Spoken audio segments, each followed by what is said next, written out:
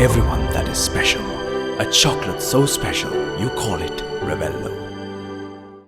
ශ්‍රී ලංකා පොලිසිය සුළු වරදකදී පවා යම්කිසි පැමිණිල්ලක් ලැබුණු වහාම සාධාරණ විමර්ශනයකින් තොරව පුද්ගලයන් අත්අඩංගුවටගෙන අධිකරණයට ඉදිරිපත් කරන අවස්ථාවල් අපි දැකලා තියෙනවා. මෙවැනි බරපතල අපරාධයක් සම්බන්ධයෙන් සැක කරන පුද්ගලයන් අත්අඩංගුවට නොගැනීම බරපතල සැකයක් ඇති කරනවා. මරණකරුගේ බිරිඳගේ සාක්ෂියෙන් පැහැදිලිව නම් වශයෙන් පොලිස් නිලධාරීන් සම්බන්ධයෙන් සටහන් වෙනවා. එම නිසා මේ අය අත්අඩංගුවට ගත යුතුයි. අපරාධ පරීක්ෂණ දෙපාර්තමේන්තුව මේ දක්වා අත්අඩංගුවටගෙන තිබෙන්නේ එක සැකකරුවෙකු විතරයි. ඒ නිසා මං හිතන්නේ පොලිස්පතිතුමා ජනතාවට වග කියවන්න ඕනේ. මොකද මේක ජනතාවගේ පොලිසිය.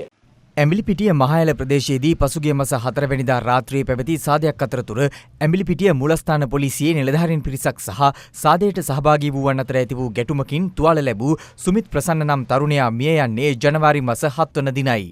ඒ සම්බන්ධයෙන් පැවති මහේස්ත්‍රාත් පරීක්ෂණයෙන් පසු ඇඹිලිපිටිය මහේස්ත්‍රාත්වරයා සැකකරුවන් අත්අඩංගුවට ගැනීමට පසුගිය 27 වෙනිදා නියෝග කළා.